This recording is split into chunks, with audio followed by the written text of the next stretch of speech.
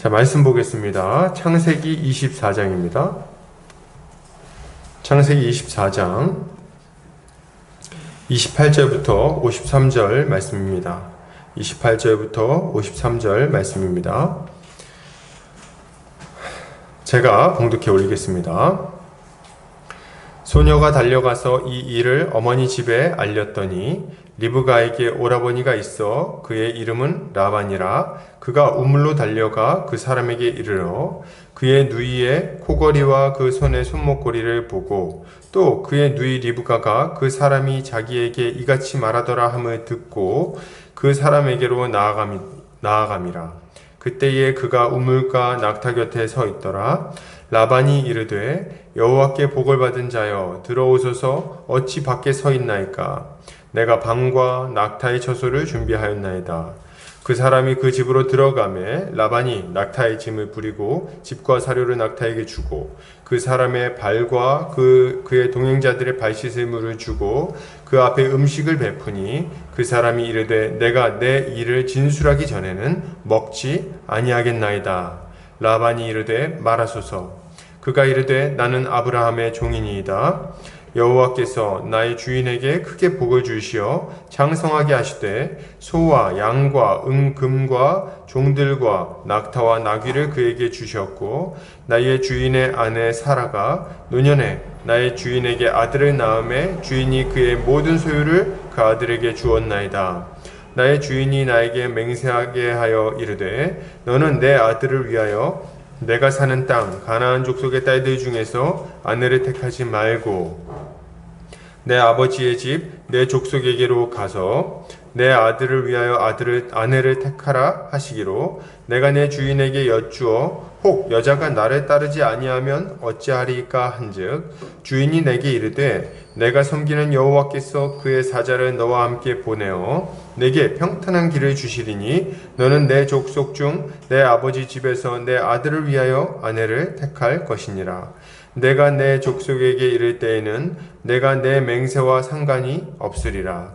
만일 그들이 내게 주지 아니할지라도 내가 내 맹세와 상관이 없으리라 하시기로 내가 오늘 우물에 이르러 말하기를 내 주인 아브라함의 하나님 여호와여 만일 내가 행하는 길에 형통함을 주실진대 내가 이 우물 곁에 서 있다가 젊은 여자가 물을 기르러 오거든 내가 그에게 청하기를 너는 물동이의 물을 내게 조금 마시게 하라 하여 그의 대답이 당신은 마시라 내가 또 당신의 낙타를 위하여도 기르리라 하면 그 여자는 여호와께서 내 주인의 아들을 위하여 정하여 주신 자가 되리이다 하며 내가 마음속으로 말하기를 마치기도 전에 리브가가 물동이를 어깨에 메고 나와서 우물로 내려가 깃기로 내가 그에게 이르기를 청하건대 내게 마시게 하라 한즉 그가 급히 물동이를 어깨에서 내리며 이르되 마시라 내가 당신의 낙타에게도 마시게 하리라 하기로 내가 마시매 그가 또 낙타에게도 마시게 한지라. 내가 그에게 묻기를 내가 네 딸이냐 한즉 이르되 밀가가 나홀에게서 낳은 부두엘의 딸이라 하기로 내가 코걸이를 그 코에 꿰고 손목걸이를 그 손에 끼우고 내 주인 아브라함의 하나님 여호와께서 나를 바른 길로 인도하사 나의 주인의 동생의 딸을 그의 아들을 위하여 택하게 하셨으므로 내가 머리를 숙여 그에게 경배하고 찬송하였나이다. 이제 당신들이 인자함과 진실함으로 내 주인을 대접하려거든 내게 알게 해주시고 그렇지 아니할지라도 내게 알게 해주셔서 내가 우로든지 좌로든지 행하게 하소서. 라반과 부두엘이 대답하여 이르되 이 일이 여호와께로 말미암았으니 우리는 가부를 말할 수 없노라. 리브가가 당신 앞에 있으니 데리고 가서 여호와의 명령대로 그를 당신의 주인의 아들의 아내가 되게 하라. 아브라함의 종이 그들의 말을 듣고 땅에 엎드려 여호와께 절하고 은금 패물과 의복을 꺼내어 리브가에게 주고 그의 오라버니와 어머니에게도 보물을 주니라. 아멘.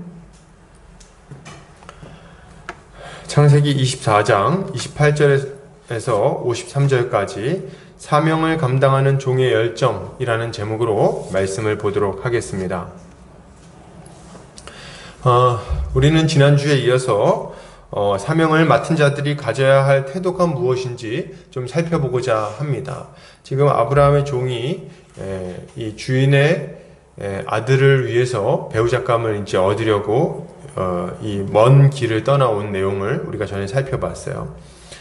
그리고 이제 본격적으로 사명을 감당하기 시작하는 겁니다. 그 태도를 보고 우리가 주님께 은혜 받은 자로서, 주님께 사명받은 자로서 어떻게 이 사명을 감당해야 될 것인지를 같이 살펴보려고 하는 거예요. 사도 바울은 고린도전서에서 사명을 맡은 자들에게 구할 것은 충성이라고 말하고 있습니다. 사명을 감당할 때 최선을 다해서 충성스럽게 감당해야 된다는 것을 알려주고 있는 거예요. 세상에서는 이런 말이 있습니다. 진인사 대천명. 진인사 대천명. 무슨 말입니까?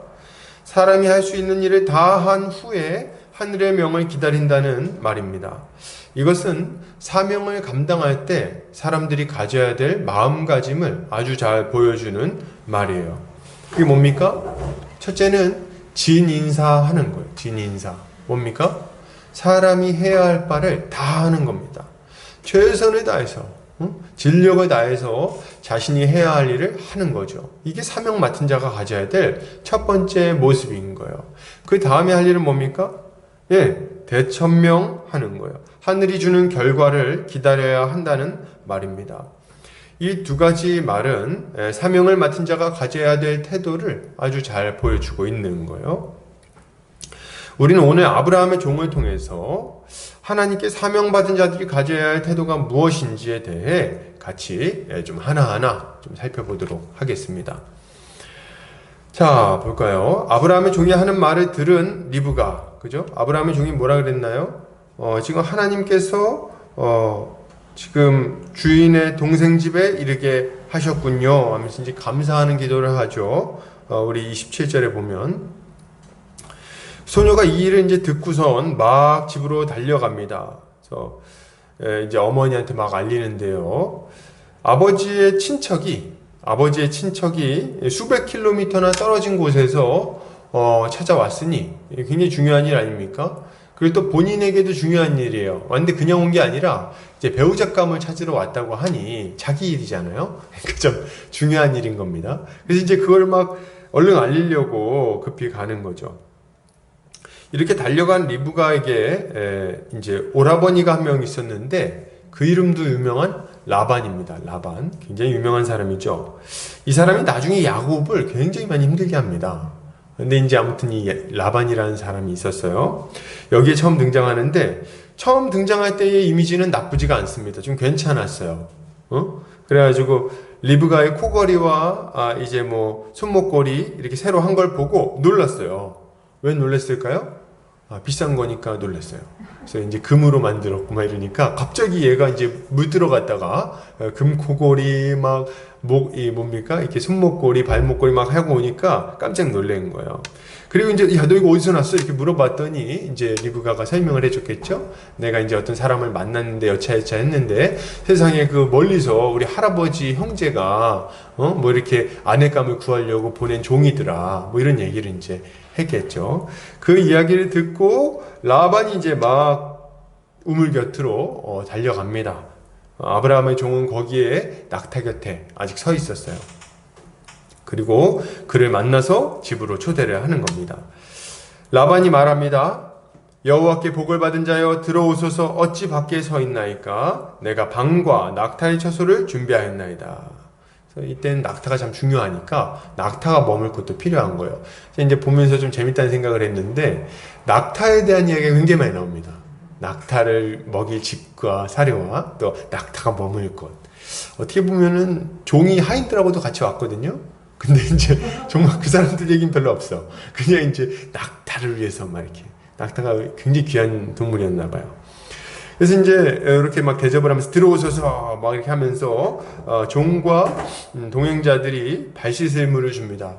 이때 당시에는 굉장히 이제 그 신발도 뭐 좋지 않고 먼지가 많은 지역이고 막 이러기 때문에 발 씻을 물을 주는 것은 굉장히 이제 기본적인 예의에 속하는 거예요.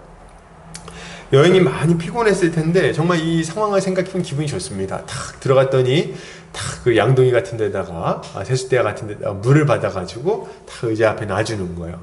거기 가가지고 이제 신발을 벗고 탁 발을 담그고 발을 씻으면서 이렇게 탁 기대 누워 있으면 기분이 어떻습니까? 오랫동안 걸었으니까 몸이 쫙 풀리죠. 노곤노곤해지는 거예요. 그리고 이제 라반은 종의 앞에, 종과 그 동행들이죠. 그 앞에 이제 음식을 베풀고 먹으라고 요청을 합니다. 이때 그 상황을 생각해보면 정말 기분이 좋습니다. 먼 길을 왔잖아요. 먼 길을 이제 힘들게 와서 이제 낙타 이제 먹이고, 낙타는 딱 맡겨놓고, 그 딱 들어왔더니 발 씻을 물로 발을 씻고, 몸이 좀 풀렸는데, 앞에 뷔페식이 탁 아주, 아니면 16첩 반상, 32첩 반상 탁 차려놓고, 막 김이 올라오죠. 냄새가 막 좋죠. 돼지고기 커틀렛 이런 게 있었을까요? 막 아주 냄새가 좋아. 쫙 펼쳐놓고, 자, 드시죠. 하는 거예요. 너무 기분이 좋았을 것 같습니다. 지금 시간도 또 저녁 시간대 아니에요? 아주 배고픈 시간이죠. 이제 할 일은 뭐가 남았습니까? 이제 먹으면 되는 거예요. 먹으면 된다. 먹으면. 그래서 저는 이걸 보면서 여행 갔을 때 그 즐거움이 뭔가 생각해 봤을 때 먹을 것이다. 약간 이런 생각 들기도 하고 지금 기분 좋았겠다. 이런 생각을 했습니다. 그런데 이런 상황에 아브라함의 종이 정말 저로서는 충격적인 말을 합니다. 제가 참 볼 때는 충격적이었어요. 그 사람이 이르되 내가 내 일을 진술하기 전에는 먹지 아니하겠나이다. 이렇게 얘기를 하는 거예요. 세상에 식사기도 길게 하기만 해도 화가 나는데 이게 무슨 말을 했나. 이렇게 배고플 때는 식사기도도 좀 이렇게 적당한 길이로 해야 되는데 이렇게 이 사람은 지금 그 정도가 아니라 밥을 이렇게 다 차려놨는데 제가 지금 해야 될 일 하기 전에는 안 먹겠습니다. 이렇게 얘기를 하는 거예요. 제가 이걸 보면서 깜짝 놀랐어요. 저는 처음 봤을 때 속으로 그런 생각을 했어요. 먹고 하면 안 되나? 그런 생각.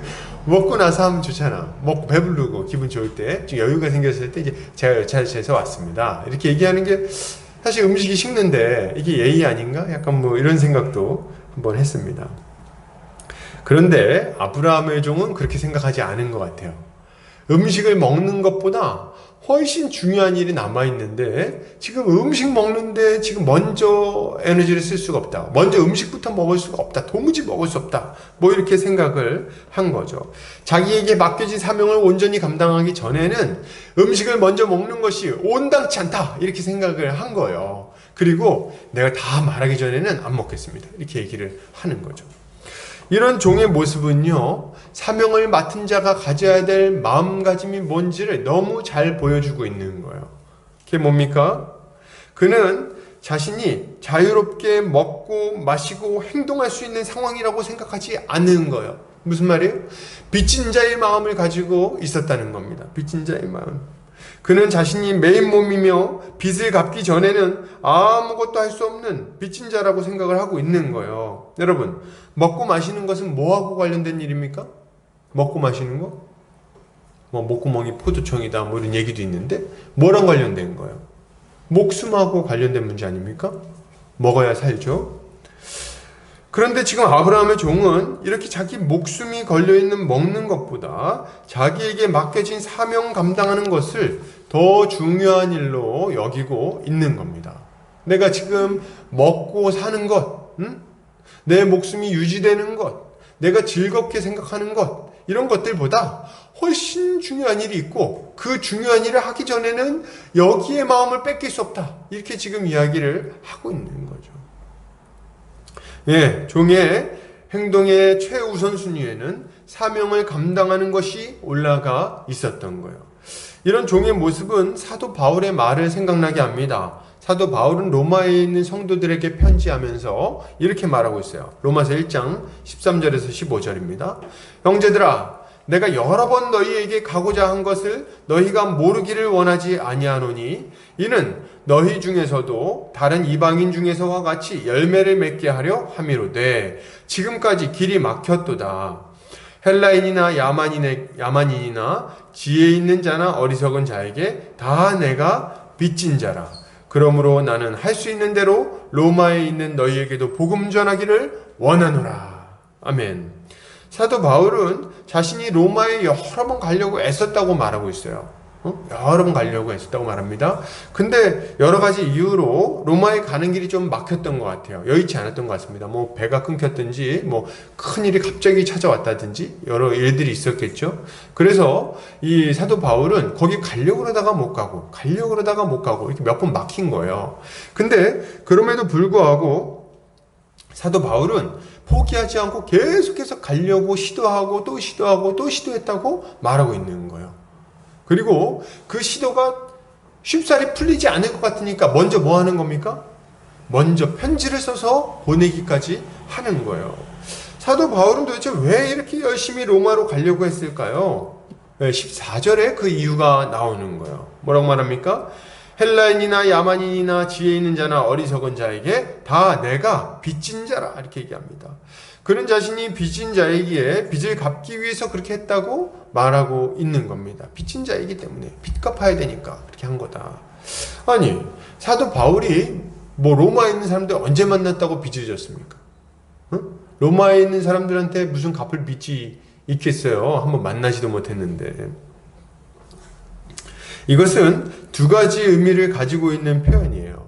첫 번째는 자신이 하나님으로부터 감당하지 못할 정도의 은혜를 값없이 받았다는 것을 말하려는 차원에서 빚진 자라는 표현을 쓰는 것이고, 둘째로는 자신이 받은 바 복음 전도의 사명을 아직 완수하지 못했다는 차원에서 빚진 자라는 표현을 사용하고 있는 겁니다. 그러니까 주인이 와서 종에게 너 지금 옆집 그 김씨 아저씨네 가가지고 이 물컵을 좀 갖다 주고 와 이렇게 말을 한 거예요.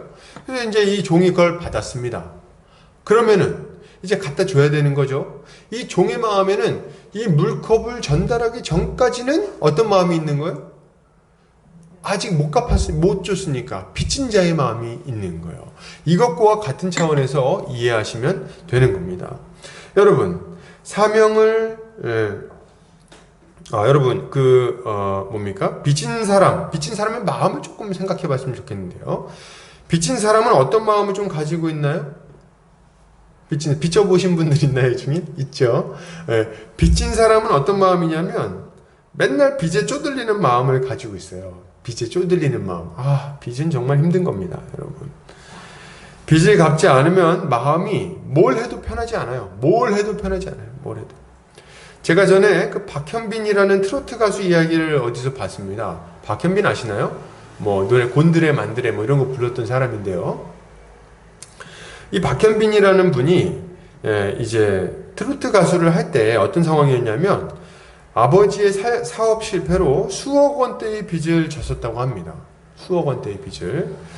그래가지고 이 사람이 그 빚을 갚으려고 노래는 히트가 있는데 빚이 많이 있는 거예요. 그래가지고 그 빚을 갚으려고 이 여러 행사를 막 다니면서 일을 하는데 정말 이 스케줄표가 이렇게 빽빽하게 까맣게 될 정도로 이렇게 스케줄을 채워가지고 그렇게 스케줄을 감당했다고 하더라고요. 그래서 2년 반 동안 빚청산을 최우선 순위에 놓고 2년 반 동안 아주 뼈 빠지게 일해가지고 그 빚을 다 청산했다고 하는 이야기를 제가 봤어요. 뭐 이 사람뿐이겠습니까? 사람이 빚지고는 못 산다고 뭐 연예인들 중에도 많이 있고 그것을 갚을 때까지는 다른 생각을 할 수가 없어요. 빚을 갚아야 되기 때문에.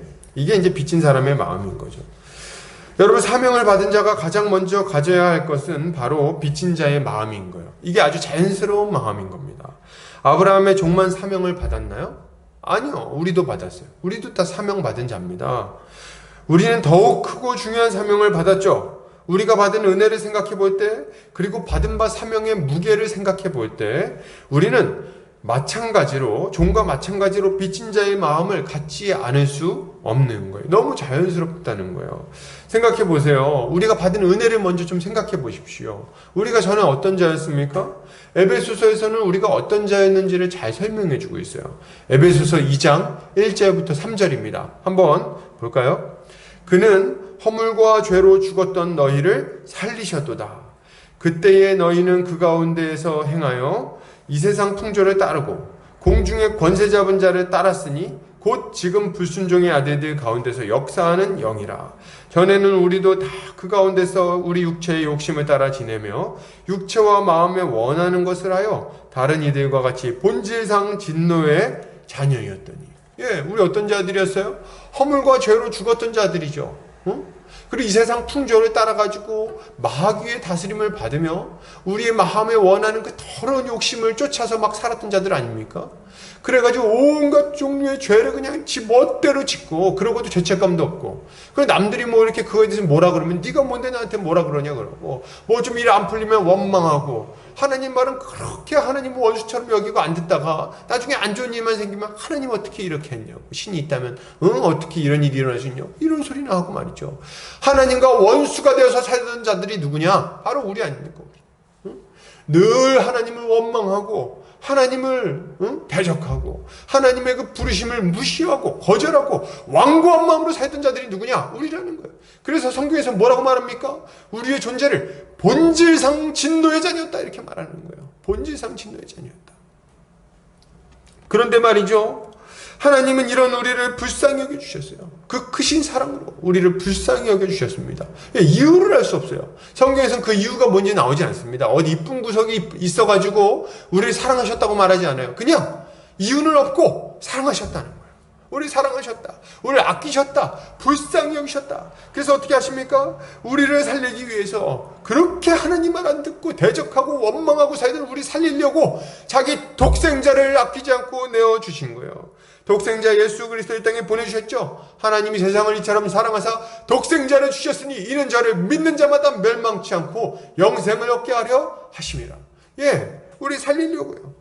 그래가지고 이 땅에 오신 그리스도, 하나님의 아들 그리스도는 무슨 일 하셨습니까? 우리 같은 자들을 위해서 우리 대신 하나님의 저주를 받아 십자가에 못 박히신 거예요. 그곳에서 그 모진 고통을 다 당하시고 모든 모욕을 다 감당하시고, 그리고 하나님의 저주를 받아 버림받으시고 물과 피를 쏟으셨죠.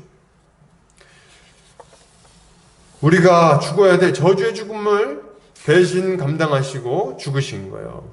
그리고 그분의 죽으심으로 말미암아 어떤 일이 일어났습니까? 우리는 죄 용서함을 받게 되었고 새 생명을 얻게 되었으며 영생에 들어갈 자격을 얻게 된 거예요. 할렐루야. 이렇게 큰 은혜를 받았으니, 그리고 이 복음을 전하라는 사명을 받았으니, 네가 이렇게 값없이 받았으니 값없이 전해주어라, 이런 명령을 받았으니 어떻게 가만히 있을 수가 있냐는 거예요. 빚진 자의 마음을, 너 빚진 자야, 빚진 자의 마음을 가져, 이렇게 말할 필요가 있습니까? 뭐 저는 목사니까 말을 하지만 그죠? 말할 필요가 없는 거예요. 아주 자연스럽게 이런 마음이 생기는 거예요. 자연스럽게. 우리가 뭐 이렇게 어려운 처지에 있을 때 누가 와가지고 돈 몇 천만 원만 줘도요, 그 사람을 은인으로 생각합니다. 그 힘들 때 도와줬던 거 그 잊혀지질 않아요. 아주 힘들 때 도와줬던 거는. 그렇지 않습니까? 내가 애가 너무 배고파가지고, 옛날에 그 이야기도 있잖아요. 어떤 그 우동가게에 말이죠, 우동가게에 어떤 밤늦게 새해가 되는데 어머니가 이제 애를 데리고 온 거예요. 애들 둘을 데리고. 아주 유명한 얘기 아닙니까? 왔는데 이제 딱 보니까 하나 남루한 행색의 이 여인이 와가지고 애들을 먹이는데 우동 한 그릇을 시켜가지고 나눠 먹는 거예요. 그래서 주인장이 그걸 보고서 안 되겠다, 우동을 막 2, 3인분을 그걸 말아가지고 준 거예요. 그걸 먹고, 그걸 이제 몇 년 동안 먹죠. 매 그 시간대가 되면 와가지고, 아주 유명한 얘기잖아요. 나중에 애가 커가지고 와가지고 감사하다고 이렇게 인사하는 것. 이게 다 뭘 보여주는 거예요? 어려울 때 도와준 사람은요, 잊혀지지 않는 거예요. 그건 다. 그 힘들 때. 내가 애 막 이렇게 뭐 해주고 싶을 때 힘들어. 그때 뭐 이렇게 반찬이라도 하나 해가지고 주는 거는요, 까먹지도 않아요, 그런 거는. 빚진 자의 마음을 가지라고 누가 요청할 필요가 있습니까? 하나님이 우리에게 베풀어 주신 은혜를 생각해 보면요, 예? 그러면 어떻게 우리가 빚진 자의 마음을 안 가지냐는 거예요. 우리 인생을 한번 생각해 보세요. 예수님 만나기 전에 우리의 삶을 생각해 보세요. 늘 쪼달리고, 늘 공허하고, 늘 쫓기는 삶. 뭘 해도 만족함이 없는 그런 삶 아닙니까? 그런데 그런 우리를 불쌍히 여기셔서 새 사람 되게 하시고, 그리고 새 생명 가운데 살게 하시니, 그리고 좋은 가족들을 주셔서 함께 살아가게 하시니, 이게 얼마나 감사한 일입니까? 그야말로 다시 살게 해주시는 거 아닙니까? 그러니 우리가 하나님께 빚진 자의 마음을 안 가질 수가 없는 거죠. 여러분, 그런데 안타깝게도 너무 많은 사람들이 자신이 받은 은혜, 자신이 받은 사명을 잊어버리고 살아갑니다. 너무 많은 사람들이 빚진 자의 마음은커녕 빚을 준 자의 마음으로 살아가는 것 같아요. 아주 하나님의 은혜를 가볍게 여기며 하나님이 맡기신 사명을 삶의 우선순위에서 맨 뒤로 밀어두는 모습들이 너무 많이 있다는 거예요. 너무 많이 있어, 너무 많이. 그들은 말하죠. 뭐라고 말합니까? 겉으로는 그냥 안 한다는 얘기는 못 하잖아요. 또 내가 예수 믿는다고 말하면서 말이죠. 그래서 뭐라 그래요? 아유, 복음 전해야죠. 전도해야죠. 제가 하나님께 충성해야죠. 근데요, 목사님 지금 너무 바빠요. 지금 말이죠. 너무 바빠요.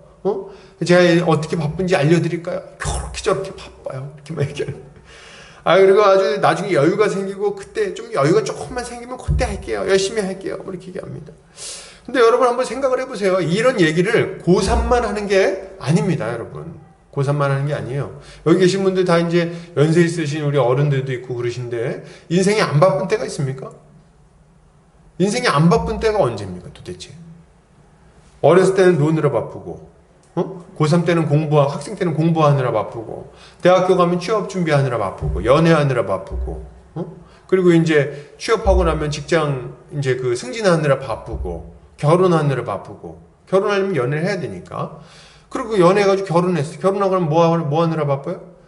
이제 처음에 이제 배우자랑 같이 이제 시간 보내느라 바쁘고, 그렇게 하고 나면 뭐 때문에 바쁩니까? 애 낳고 나면 애들 보느라 바빠. 한 3년은 정말 정신없죠. 애들 보느라 바쁘고, 애 좀 크면 애 학교 보내느라 바쁘고, 학교 보내고 나면 애 이제 저희 학교에서 애가 사고 쳤다 그래서 쫓아다니느라 바쁘고. 바빠요, 맨날 바빠요, 맨날. 나이 들면 몸이 아파. 병원 다니느라 바쁘고. 도대체 안 바쁜 시절이 언제입니까?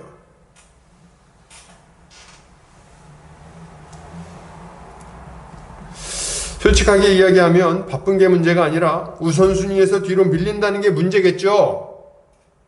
우선순위에서 뒤로 밀린다는 게.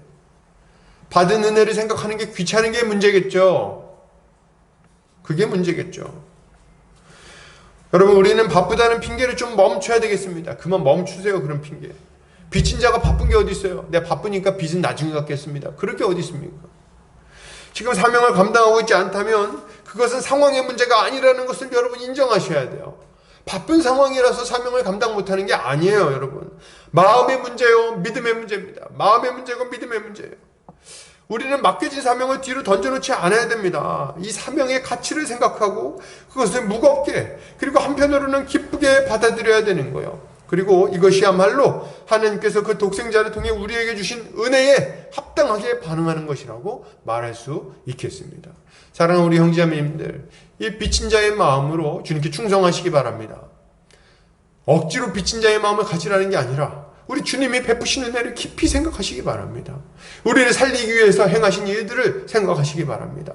그걸 생각할 때 우리는 자연스레 우리 주님이 맡기신 일들을 충성스럽게 감당할 수 있게 될 것입니다. 이렇게 감당하는 성도님들 되시기를 주의 이름으로 축복합니다. 그러면 이렇게 빚진 자의 마음을 가진 주의 일꾼은 어떤 태도로 사명을 감당해야 될까요? 이거 좀 계속해서 살펴보겠습니다. 아브라함의 종은 이제 자신의 일을 진술하기 시작합니다. 이제 어떻게 라반이 말하죠. 말해보십시오. 그럼 밥 먹기 전에 빨리 말해주십시오. 이렇게 얘기를 하니까 말하기 시작하는 거예요. 그는 자신이 나홀의 형제 아브라함의 종임을 밝힙니다. 그는 가장 먼저 하나님께서 아브라함에게 주신 은혜가 얼마나 큰지를 막 설명해요. 그는 하나님께서 아브라함을 창성하게 하셨고 소와 양과 은금과 종들과 낙타와 나귀를 주셨다고 설명하고 있어요. 그죠? 여기 보면 35절이에요. 여호와께서 나의 주인에게 크게 복을 주시어 창성하게 하시되 소와 양과 은금과 송들과 낙타와 나귀를 그에게 주셨고, 이렇게 막 얘기하는 거예요. 뭡니까? 아주 큰 부자가 됐다는 거죠. 아브라함이 저기 친척 중에 아브라함이라고 계시죠? 근데 그분이 아주 크게 부자 됐잖아요. 이렇게 아주 하나님이 복에 복을 주셔가지고 양도 많아졌고 저 낙타 저거 10마리 저거 아주 100분의 1도 안 돼요. 이렇게 얘기하면서 엄청 많아졌어요. 이런 얘기 설명을 하고 있는 거죠. 종이 이제 그런 걸 막 쫙 나열을 하는데요. 종이 몰고 온 낙타들과 리브가에게 준 귀한 금패물을 보면 아브라함이 얼마나 큰 부를 이루었는지 금방 눈치챌 수 있었을 거예요.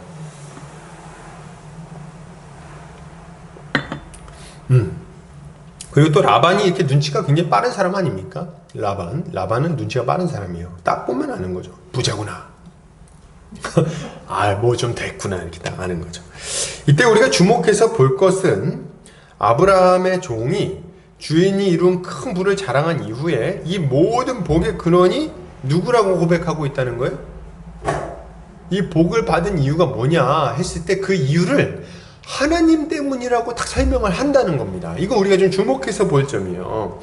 그는 아브라함이 열심히 일해서 머리를 잘 써서 사람을 잘 만나서 혹은 운때가 맞아가지고 부자가 됐다고 말하지 않습니다. 그는 아브라함이 창성하게 된 이유를 복의 근원이신 하나님이 복을 주셨기 때문이라고 말하는 거예요.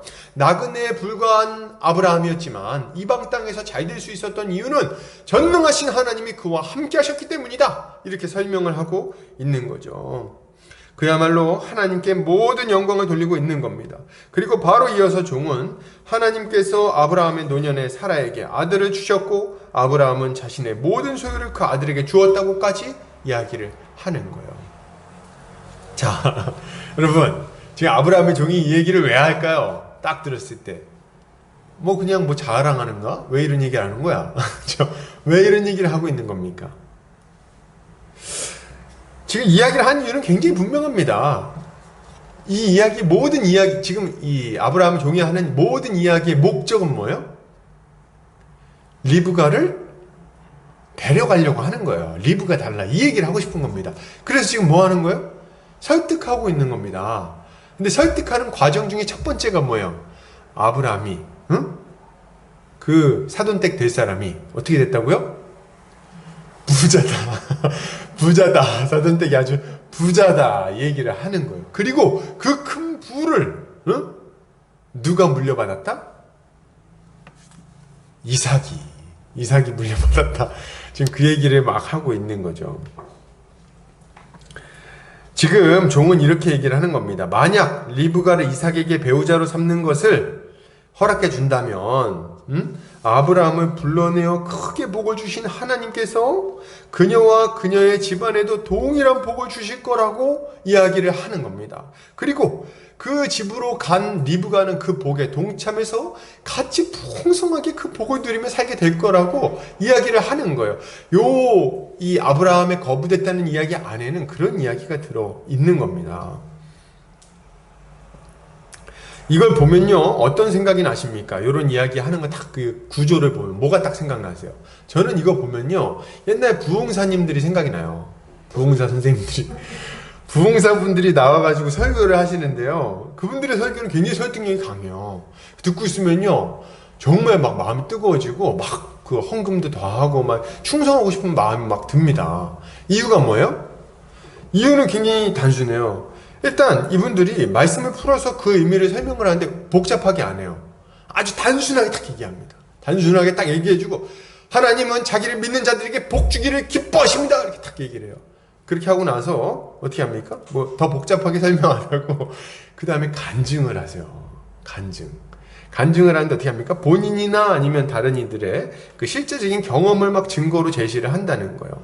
보통 간증은 뭐 이런 건전한 간증은 이런 식으로 이루어져요. 나는 전에 정말 하나님 앞에, 사람 앞에 아주 큰 죄를 짓고 술을 그냥 대병을 마시고 알코올 중독에다가 아주 집안에서 내놓은 자식이었고 아주 비참하게 살고 있었는데, 근데 그 죄 때문에 아주 힘들었지. 나이 들어서도 이게 끊어지질 않아가지고, 아버지도 알코올 중독자요, 나도 알코올 중독자요. 그래가지고 집은 이제 결혼을 했는데 아내도 이렇게 뭐 행실이 바르지 못해가지고 맨날 부부싸움을 하고, 자식 새끼도 태어났는데 말을 얼마나 안 듣는지 어려서부터 그냥 가출이 밥 먹듯이 그렇게 막 하던 사람인데, 그래가지고 내 인생은 틀렸구나 하고 그냥 아주 고통스럽게 이렇게 살고 있는데, 어느 날 가까운 지인이 찾아와가지고 자기 한번 나랑 같이 교회 한번 가자 이렇게 얘기를 했다는 거예요. 내가 그래 교회를 가자 그래가지고, 그래 속는 셈 치고 한번 교회 가보자. 교회 가면 인생 풀린다니까 한번 가보자. 그래서 이제 교회를 나갔는데 사람들도 친절을 하고 밥도 맛있고, 처음에는 밥이 맛있어서 교회를 몇 번 나갔지. 집에서는 이제 밥을 안 주니까. 그래서 교회 나가가지고 밥을 그냥 얻어먹고 이제 김치에다가 김에다 싸가지고 밥을 먹고 막 하다 보니까 어느 순간인가 분위기가 참 좋더라. 그러고 이제 어느 날 말씀을 듣고 있는데 글쎄 목사님이 말씀을 하시는 거예요. 뭐라고 말씀하십니까? 주 예수를 믿으라. 그리하면 너와 내 집이 구원을 얻으리라 얘기하시는 거예요. 근데 평소에는 그냥 들리지도 않던 말씀이 그날따라 말씀이 귀에 그냥 콱 꽂혀가지고 말이지. 그래가지고 마음이 뜨거워져가지고 하나님, 정말 제가 예수 믿으면 정말 제 인생 바뀌나요? 제 삶이 바뀌나요? 우리 가정이 좀 좋아지나요? 한번 믿어보겠습니다 하고 이제 내가 예수 믿겠다 결정을 하고 이제 교회를 충성하기 시작했는데 이제 어떻게 됩니까? 이제부터 집안이 바뀌는 거예요. 내가 마음이 바뀌니까 표정이 달라지고, 아내가 당신 무슨 일 있냐 그러면서 이제 집에서 좀 이제 생활을 하게 되고, 다툼이 줄어들고, 그리고 이제 그냥 그 집 나가던 아들은 이제 들어와가지고 아버지 제가 잘못했습니다. 그래서 아들 데리고 교회를 나왔더니 얘가 청년부 회장까지 하고 있고 말이죠. 그래가지고 이제 집안이 평온해지고 하는 일도 잘 되고, 그래가지고 집안이 아주 그냥 지금 잘 나가고 있다. 그러니 여러분, 제가 이렇게 행복해졌으니까 여러분도 예수 잘 믿으십시오. 응? 할렐루야. 예수 믿으면 복 받습니다. 제가 지금 뭐 하고 있나요? 부흥사를 했어도 재밌었겠다는 생각을 하는데, 저도 경험이 많거든요. 근데 아무튼 간에 이게 보통 그 간증의 그 레파토리 아닙니까? 거의. 아니면 뭐 아팠는데 낫다 뭐 이런 것도 있고. 지금 종이 하고 있는 일이 뭐냐? 이거 비슷한 일이에요. 비슷한 일을 하고 있는 거예요. 리브가를 이삭의 배우작감으로 주십시오. 아브라함에게 복을 주신 하나님께서 여러분에게도 복을 주실 겁니다. 리브가에게도 복을 주실 것이고, 당신의 가정에도 복을 주실 겁니다. 아브라함의 아들 이삭이 그 복을 누리고 있지 않습니까? 리브가가 그 복에 동참해서 이 하나님의 백성이 될 겁니다. 이렇게 얘기를 하는 거죠. 정말 엄청 설득력 있지 않습니까? 너무 설득력 있잖아요. 그리고 이게 딱 증거가 있으니까 말이죠. 금고리, 낙타떼 이런 게 있으니까 딱 보면 그렇겠구나 딱 아는 거예요. 여러분, 우리는 지금 아브라함의 종을 보면서 복음 전파의 사명을 맡은 하나님의 일꾼들이 해야 될 일이 뭔지를 알 수가 있는 거예요. 그게 뭡니까? 그게 뭐예요? 설득이에요. 설득. 하나님이 어떤 분이신지, 그분이 베푸신 은혜가 무엇인지를 좀 알려줘야 되는 거예요. 여러분, 이걸 알려줄 수 있어야 돼요. 그리고 우리에게 주신 은혜를 먼저 얼마나 그게 큰 것인지를 간증할 수 있어야 됩니다. 먼저 그 은혜를 누리고 그걸 이렇게 전할 수 있어야 돼요. 이게 굉장히 중요한 일입니다. 여러분, 전도하고 뭐 이렇게 할 때, 누군가에게 하나님을 소개할 때 이것은 굉장히 중요한 거예요. 만약 하나님께서 그리스도를 통해 우리 인생 가운데 주시는 복을 경험하지 못했다면, 그런 복을 경험한 적이 없어, 인생이 뭐 좋아지고 뭐 행복하고 감격이 있고 이런 게 경험이 없어, 그러면 전도는요 정말 힘들어요. 힘들 수밖에 없습니다. 그렇지 않아요? 내가 좋지 않은데 어떻게 다른 사람한테 하라고 합니까? 보통 중고등부 때 보면요, 총동원 전도주일 뭐 해가지고 애들을 막 데리고 오라고 합니다. 주변 애들을. 근데 보통 애들이 데리고 올 때 많은 경우에 이제 데리고 오는 거 싫어해요. 이유가 뭔지 아십니까? 이유는 굉장히 단순해요. 자기가 교회 오는 게 싫은 거예요. 그래서 그걸 힘들어하는 겁니다. 교회 오는 게 재밌잖아요. 근데 이게 딱 바뀌는 때가 있는데, 교회 안에서 이제 막 연애하고 막 이런 일들이 많아지면요 데리고 옵니다. 웃기죠? 그래서 와가지고 오니까 이거 재밌다 얘들아 따라와라 막 이렇게 해가지고 데리고 오고 하는 거예요. 근데 이제 막 왔더니 맨날 목사님이 막 십자가 막 어려워. 그러면 이제 잘 안 데리고 오려고 그러고 은혜를 잘 못 받아서 그런 거죠. 그래서 보면요, 그래요. 입으로는 막 예수에 대해서 말할 수 있을지 몰라요. 확신이 없지만. 근데 그 시큰둥한 말투랑 확신 없는 표정은요, 복음을 듣는 이들이 그 복음의 내용에 집중하지 못하게 만드는 겁니다. 그 표정을 보면 딱 알아. 저 교회가 별로구나. 표정을 보면 아는 거예요. 뭐 말투부터 확신이 없어. 글쎄 뭐 꼭 나오겠다면 뭐 말리진 않겠지만 말이지. 뭐 이렇게 그런 거 있잖아요. 그 왜 그러는 거죠? 여러분, 제가 물건을 팔아보지는 않았어요. 장사를 해보지는 않았지만 물건을 잘 파는 사람들이 어떤 사람들인지는 제가 알아요. 어떤 사람들이 물건을 잘 팝니까? 확신 있는 사람들이 잘 팔아요. 확신 있는 사람들. 그들은 이제 제 주변에도 물건 같은 거 아주 잘 소개하고 잘 팔고 하는 사람들이 있는데, 아주 입에 달고 사는 말이 이거예요. 야, 내가 그거 해봤는데 진짜 좋아. 거의 이런 식이에요. 해봤거든. 내가 해봤어. 근데 진짜 좋아. 이렇게 얘기하는 거죠. 내가 어떤 샴푸를 써봤는데 세상에 나 머리 벗겨지고 있었던 거 알지? 막 나 이렇게 얘기를 하는 거예요. 왜 까매진 거 보여? 이렇게 얘기를 하는 거죠. 저도 이제 사실은 뭐 최근에 몸이 좀 많이 아팠지 않습니까? 몸이 아프다 보니까 몸에 좋은 거, 건강에 좋은 거를 이것저것 막 이렇게 많이 살펴보게 되는 거예요. 그러다가 제가 제 건강에 좀 도움이 됐던 거는 아주 확신이 생깁니다. 그거 사용해보고 나서는 확신이 생겨요. 몇몇 분들은 들으셨을 거예요. 제가 뭐 이렇게 막 습기하는 것들을. 그래서 그걸 막 그냥 가져다가 막, 이거 진짜 좋다. 꼭 해야 된다고. 이거 하면은 너무 좋다고. 제가 뭐 물건 같은 거 팔고 있는 사람은 아니지만 그런 확신이 생긴다 이 얘기를 드리는 거예요. 여러분, 이런 거죠, 이런 거. 예수를 믿는 자들에게 주어질, 우리는요, 예수를 믿고 나서 우리의 삶이 어떻게 변화되었는지를 말할 수 있어야 돼요.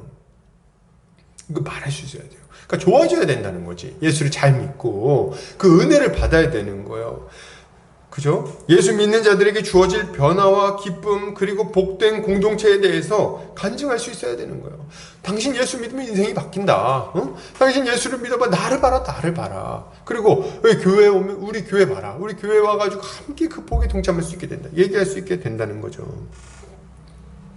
사도 바울도 보세요. 그는 교회를 잔해하던 자였지만 변화됐어요. 다메섹으로 가는 길에서 주님을 만난 이후에 그는 비로소 하나님의 은혜가 무엇인지, 용서가 무엇인지, 새 생명이 무엇인지를 알게 되었습니다. 그리고 한평생 이것을 간증하면서 살았던 것을 보게 돼요. 사도 바울의 이 선교의 원동력은 이겁니다. 자기가 받은 은혜인 거예요. 그리고 여기서부터 빚진 자의 마음도 나오고 여기서부터 확신 있는 전도가 또 나오기도 하는 겁니다. 디모데전서에서 사도 바울은 이렇게 말합니다. 디모데전서 1장 15절 미쁘다 모든 사람이 받을 만한 이 말이여 그리스도 예수께서 죄인을 구원하시려고 세상에 임하셨다 하였도다. 죄인 중에 내가 괴순이라 이렇게 얘기를 하고 있는 거예요. 이게 사도 바울이 말하고 있는 자기가 복음 증거하는 이유인 겁니다. 내가 죄인 중에 괴수였지만 그럼에도 불구하고 하나님이 용서해 주셨다. 와, 이렇게 모든 사람이 받을 만한 말이 어디 있는가? 여러분 죄 가운데 고통당하고 있습니까? 여러분 죄 가운데 비참한 삶을 살고 있습니까? 그래서 자기 인생 결국엔 심판으로 갈 수밖에 없다고 생각하나요? 예수를 믿으세요. 그러면 여러분 구원을 얻을 수 있습니다. 영생을 얻을 겁니다. 저를 보세요. 저를 보세요. 이렇게 얘기하는 거죠. 저도 죄인 중에 괴수였지만 교회를 핍박하던 자였지만 하나님이 구원해 주셨지 않습니까? 우리는 하나님께서 우리에게 베풀어 주신 은혜가 얼마나 큰 것인지를 알고 그것을 누리면서 살아야 되겠어요. 먼저 좀 누리세요. 누릴 수 있어야 돼요. 그리고 그것을 간증해야 됩니다. 그런 의미에서 제가 자꾸 이렇게 가정이 중요하다고 말씀을 드리는 거예요. 가정 안에서 좀 이렇게 행복하고 화목해야지 이게 뭐 복음 전도가 되든지 말든지. 맨날 그냥 접시 깨지는 소리가 들리는 가정에서 어떻게 복음이 전도가 됩니까? 당연히 안 되는 거예요. 그거는 힘들어요. 딱 봤을 때 이거는 참 삶이 좋다. 이렇게 할 때 이게 자연스럽게 복음이 전도가 되는 거죠. 그럼 우리는요, 우리가 예수 믿고 삶이 얼마나 좋아졌는지, 교회가 된다는 것이 얼마나 행복한 일인지 미주알 고주알 말할 수 있어야 돼요. 그래서 앉혀놓고 내가 뭐 교회 다니면 뭐가 좋은지 얘기를 해볼게 해가지고 1시간 동안은 그냥 커피 마시고 오징어 뜯으면서 얘기할 수 있을 정도로 말이죠. 아주 이렇게 아주 좋아야 되는 거예요. 이렇게 할 때 우리는 하나님의 큰 복에 동참하라고 설득하고 요청할 수 있게 되는 겁니다. 여러분, 근데 이게 끝은 아니에요. 우리가 이렇게 우리가 예수 믿고 좋은 점 얘기하는 거는 시작점이 될 거예요. 그리고 굉장히 강력한 동력이 되겠죠. 근데 이렇게만 하고 끝날 것은 아닙니다. 오늘 아브라함의 종은 계속해서 말을 이어갑니다. 무슨 얘기해요?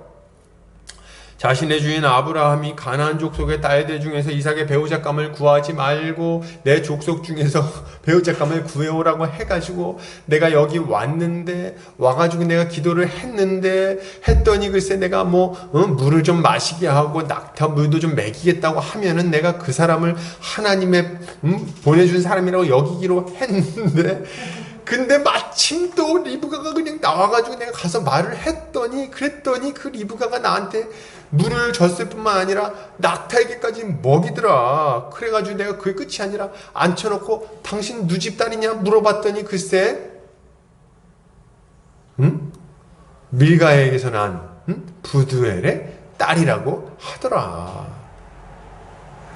그래서 내가 하나님께서 그래서 내가 아브라함의 하나님 여호와께서 나를 바른 길로 인도하사 나의 주인의 동생에 따라 그의 아들을 위하여 택하게 하셨으므로 내가 머리를 숙여 그에게 경배하고 찬송하였나이다. 이렇게 얘기를 하는 거예요. 48절에 이렇게 말하는 거죠. 이게 지금 뭐 하고 있는 거예요?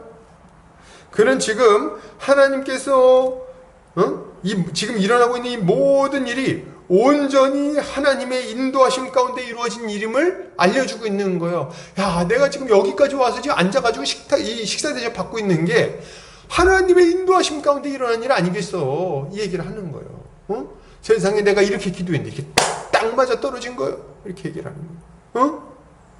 이 하나님이 온전하게 인도하신 거다. 그게 그 하나님의 인도하심이 어떻게 이루어졌는지를 설명하고 나서, 그러고 나서 하나님께서 이 리브가를 택하셨고 그를 통해 자신의 계획을 이루려고 하신다는 것을 알려주고 있는 겁니다. 이게 지금 아브라함의 종이 설득하고 있는 방식인 거예요. 하나님의 뜻이 무엇인지를 알려주고 있는 거죠. 여러분, 우리가 해야 하는 일도 이와 같습니다. 우리는 복음을 듣는 사람들에게 하나님의 계획을 알려줄 수 있어야 돼요. 하나님의 계획을 알려줘야 돼. 하나님이 이 세상을 왜 만드셨는지, 왜 독생자를 보내셨는지, 그 독생자가 오셔서 하신 일이 무엇인지, 그분으로 인해 주어진 은혜가 무엇인지, 그리고 그 은혜에 동참하기 위해서 우리가 어떻게 해야 되는지를 알려줘야 되는 거예요. 이 복음을 잘 알려줄 수 있어야 되는 거예요. 무슨 말입니까? 내가 자기야 나 인생 좋아진 것 같지? 나 인상 좋아졌지? 나 우리 집이 좀 평안해진 것 같지? 이유를 알려줄게. 하나님이 이렇게 하신 거야. 예수님이 그렇게 된 거야. 예수님 누군지를 알려줄게 하면서 쭉 설명을 할 수 있어야 된다는 거예요. 그리고 끝이 아니다. 이렇게 쭉 복음을 설명한 다음에는 무슨 얘기를 해야 됩니까?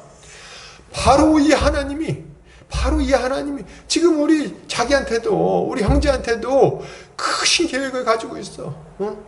지금 나를 만나게 하신 것도 하나님 은혜고, 지금 그 형제 겪고 있는, 자매 겪고 있는 그 고통이 있잖아. 지금 그 문제 있잖아. 가정의 문제. 그거 왜 해결 안 되는지 알아? 하나님께서 해결해 주시려고 지금 기다리게 하시는 거야. 예수 믿어야지. 그럼 해결되는 거야. 하나님께서 그 문제를 해결해 주실 거야. 자기를 죄 용서함을 받게 하고 온전케 만들어 줄 뿐만 아니라 자기 가정도 평안하게 만들어 주실 거야. 그 문제도 예수를 믿어야지 해결되지. 이렇게 설명을 해줘야 된다는 거죠. 그리고 그 인생을 하나님 안에서, 하나님의 계획 안에서 해석할 수 있도록 알려줘야 되는 거예요. 그리고 이 얘기 듣고 있으면 무슨 생각이 들어야 됩니까? 이것도 좀 표현이 좀 그렇지만 장사하는 거랑 비슷해요. 장사할 때 보통 장사 잘 하시는 분들이 어떻게 합니까? 신발 같은 걸 딱 소개할 때도 어떻게 해요? 이 신발을 신으면 발이 편안해서 허리가 안 아프고 그리고 어떻게 돼요? 그리고 이 신발을 신으면 멋이 있어가지고 주변에 있는 친구들이 신발만 보면은 이야 너 참 멋지구나, 멋쟁이구나 얘기할 거 아닙니까? 이런 거 딱 아주 머릿속에 그려지듯이 이렇게 딱 얘기를 해주는 거예요. 그래서 어떻게 해요? 저 신발 사면은 내가 저렇게 되겠구나, 소망을 갖게 되는 거예요. 제가 무슨 얘기를 하고 있는 겁니까? 복음을 듣고 복음을 듣는 자들이 소망을 가지게 해줘야 되는 거예요. 하나님께서 그 인생을 어떻게 변화시키실 건지를 알려줘야 돼요. 인생에 문제 없는 사람이 있습니까? 없어요. 문제 없는 가정이 어디 있어요? 자식이 말 안 듣고 속색이고, 나는 몸이 아프고 마음이 공허하고 외롭고, 배우자랑 사이가 안 좋고, 때로는 이렇게 일을 하는데 실수를 해가지고 빚을 졌고, 빚 갚는데 등골이 휘고 갚을 길은 잘 안 보이고, 친척들하고도 싸웠어 명절에, 선산 파는 문제 때문에. 맨날 그런 문제로 고통당하고 있는 거예요. 사람들이 보면은 잘 살아 보이죠? 아니에요. 그런 사람들을 만나서 우리 얘기할 때 소망을 줄 수 있어야죠. 그 인생이 어떻게 바뀔 것인지, 예수를 믿으면 어떻게 바뀌는지. 맨날 점만 보러 다닐 거예요? 점 보면 또 볼걸요? 또 문제 생기니까. 건강이요? 병원 다닐 거예요 그렇게? 예, 병원 다니는 건 나쁜 일이 아니지만 결국에는 또 아플 겁니다. 그리고 결국에는 죽을 거예요. 그런 걸로 소망을 줄 수가 없죠. 우리는요, 예수 그리스도 안에 있는 그 영원한 소망을 알려줘야 됩니다. 그 영원한 생명을 알려주고, 그 부활 소망. 그리고 또 뭘 알려줍니까? 그 부활 생명이 우리의 지금 이 생에서 어떻게 나타날 것인지, 이런 것들을 막 알려줄 수 있어야 되는 거예요. 이것이야말로 사명을 맡은 자들이 해야 할 일인 거예요. 물론 그 안에서 끝까지 회개하지 않는 자들에 대한 하나님의 경고를 또 우리가 포함해서 얘기를 해야 되겠죠. 그러나 이렇게 경고하는 때라도 하나님의 경고는 그분의 사랑과 은혜를 기초로 제시되어야 하는 거예요. 그 어떤 분들은 너무 열심히 있어가지고 뭐 얘기를 할 때 뭐 너무 세게 얘기하시는 분들이 있어요. 그래서 뭐 이렇게 형제 자매가 이렇게 막 보면은 딱 보면 죄를 지어가지고 문제가 생긴 거거든요. 그 이제 딱 알거든 우리는. 그래서 뭐라 합니까? 너 이거 그런 이상한 짓거리 하니까 지금 이 지경 난 거 아니야? 너 정신 똑바로 차려 이렇게 막 하면서 막 아주 그냥 하시는 분들이 있어요. 근데 말이죠, 내 마음 나도 모른다고. 나도 내 마음대로 안 돼. 이런 얘기하는 게 이게 사람이거든요. 그러니까 뭐 문제를 안다고 해서 해결할 수 있으면 왜 문제가 생기겠어요? 그러니까 안 풀리는 거야 내 마음대로.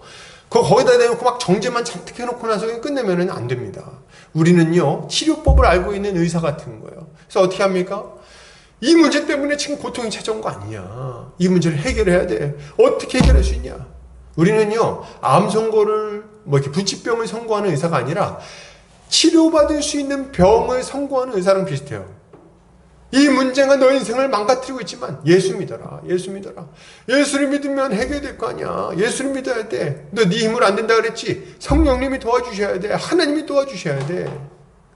이걸 알려줘야 되는 거예요. 그래서 우린 이렇게 책망할지라도 때론 정죄해서 회개를 요청할지라도 하나님의 은혜를 항상 얘기해 줘야 돼요. 하나님께서 우리를 얼마나 사랑하시는지 말이죠. 사도 베드로가 솔로몬 행각에 모인 사람들에게 이렇게 선포합니다. 사도행전 3장 19절이에요. 그러므로 너희가 회개하고 돌이켜 너희 죄 없이 함을 받으라. 이같이 하면 새롭게 되는 날이 주 앞으로부터 이를 것이요. 그죠? 이렇게 좋아질 거라고 막 얘기를 하는 거죠. 사도 바울도 소망을 줍니다. 뭐라고 얘기해요? 빌립보 감옥의 간수장에게 말하죠. 이르되 주 예수를 믿으라. 그리하면 너와 내 집이 구원을 받으리라 하고. 여러분 멋지지 않습니까? 이게 우리가 해야 되는 일인 거예요. 우리는 누군가 힘들어할 때 그 얘기 들으면서 민망해하거나 고통스러워할 필요가 없습니다. 같이 고민할 수는 있겠지만 왜요? 완전한 해결책을 가지고 있기 때문에 그래요. 우리가 전파하는 복음, 생명의 주 되신 예수 그리스도를 믿는 자들에게는 영원한 생명이 주어지게 될 것이라는 것. 심지어는 죽음이라 할지라도 예수 그리스도로는 죽음도 예수 그리스도가 해결할 수 있다는 것, 이런 것들을 우리가 전해야 되는 거죠. 이렇게 복음을 증거하는 성도님들 되시기를 주의 이름으로 축복합니다. 자, 마지막으로 살펴보도록 하겠습니다. 그렇다면 이렇게 빚진 자의 마음으로 복음을 전했다면 그 이후에는 어떤 태도를 좀 가져야 될까요?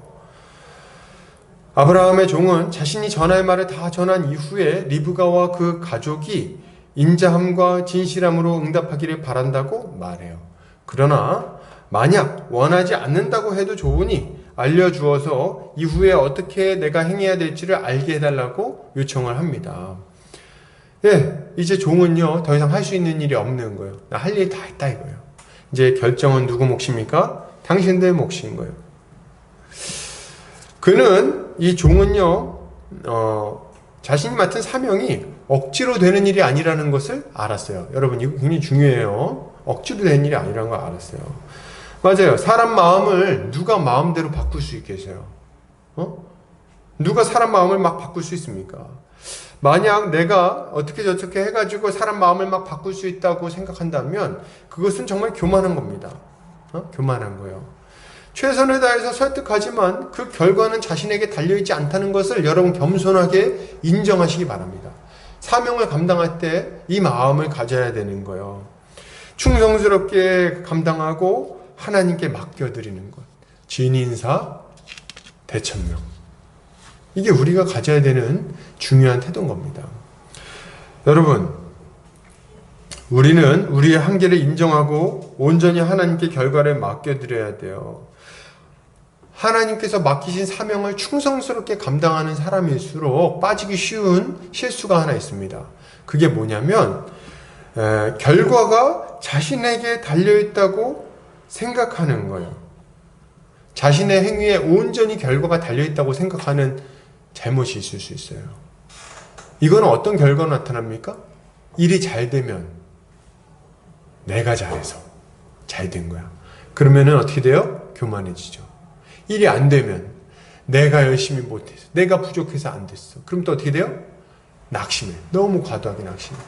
그래서 일의 결과가 나에게 달려있다고 생각하면, 과정은 제가 하는 거지, 우리가 하는 거지만, 결과가 우리에게 달려있다고 생각하면 사명을 감당할 때 크게 실수할 수 있는 거예요. 그래서 우리는 그 실수에 빠지지 않도록 조심해야 됩니다. 전도를 할 때도 그래요.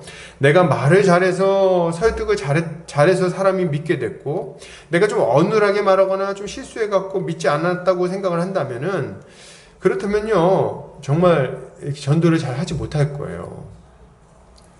전도가 잘 될 때는 우리를 교만하게 만들 것이고, 이 생각이. 전도가 잘 안 될 때는 낙심하게 만들겠죠. 여러분, 그렇지 않아요. 우리의 말솜씨나 열심에 따라 사람이 변화되지 않는 겁니다. 그렇게 되는 건 아니에요. 이런 말은 내가 상대방의 마음을 내 말로 좌지우지할 수 있다는 생각일 뿐만 아니라 내 몇 마디 말로 사람을 거듭나게 할 수 있다는 말인데, 거듭나게 하는 게 어떻게 우리 말로 되겠어요? 그게 됩니까, 그게? 그게 안 되는 거예요. 그래서 이제 이런 얘기를 하는 거예요. 목사들이 하는 얘기가, 설교를 할 때 자꾸 하나님보다 앞서 나가지 마라. 무슨 말이에요? 성경에 안 나와 있는 얘기를 가지고 자꾸 하지 말라는 얘기예요. 왜 그럴까요? 우리는 생각할 때 이렇게 성경에 안 나와 있는 가르침을 주면 더 효과적일 거라고 생각할 때가 있습니다. 근데 안 그렇다는 거예요. 안 그렇다.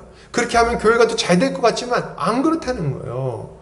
거듭남은 사람의 말로 이루어지지 않기 때문에 그렇습니다. 여러분, 이걸 기억하세요. 이게 우리를 조금 자유롭게 만들어주는 거예요.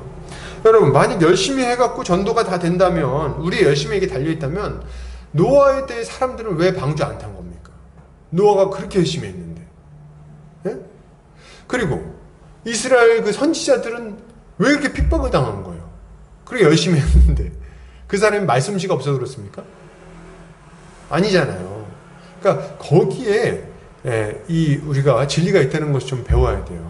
우리에게 결과가 달려있지 않다.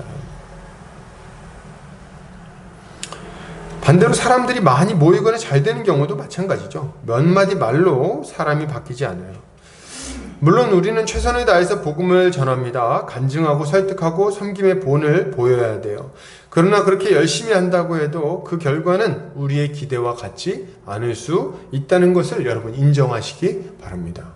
그래서 열심히 했는데 잘 안 됐나요? 네가 무슨 말하는지는 알겠는데 나는 안 믿어져. 이렇게 얘기 혹시 하십니까? 그러면요, 받아들이세요. 예수님이 전도하셨을 때도 예수님을 대적한 사람들이 있었는데, 여러분, 우리가 복음 전한다고 다 믿으면 그것도 이상한 일이에요. 그죠? 그렇다면 우리가 사명을 감당할 때 가져야 될 가장 좋은 태도는 뭘까요? 그것은 충성스럽게 일한 후에 결과를 하나님께 맡겨드리는 겁니다. 최선을 다한 이후에 하나님의 은혜를 겸손히 구해야 된다는 말이죠. 전도를 하셨나요? 그렇다면 하나님께서 상대방의 마음을 열어주시기를 간구하시기 바랍니다. 이제 내 말은 다 했으니까 기도로 은혜를 구하세요. 수년 동안 애써서 어떤 사업을 진행해 오셨나요? 결과를 하나님께 맡겨드리고 기도하시기를 바랍니다. 우리보다 크신 하나님께서 이 모든 것을 최선의 길로 인도해 주실 거예요. 때로는 우리가 기대한 결과가 나오지 않을 수도 있어요. 그러나 낙심할 필요가 없습니다. 왜요? 하나님의 더 큰 계획이 있기 때문에 지금 어떤 일들이 안 될 수 있다는 것을 알아야 되는 거예요. 하나님의 백성을 구하려다가 살인자로 몰려가지고 애굽에서 도망 나온 모세를 한번 생각해 보세요. 모세는요, 하나님의 백성을 이끌어내려고 그랬어요. 포로 생활에서 건져주려고 그랬어요. 근데 오히려 그 백성이 모세를 아주 죽이려고 하지 않습니까? 도망 나왔어요. 그걸 몇 년 동안 광야 생활합니까? 40년. 말이 40년이지.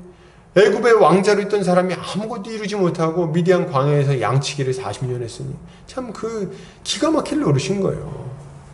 그러나 여러분, 그 인생이 실패했습니까? 그 기간이 실패한 기간인가요? 아닙니다, 여러분. 아니에요.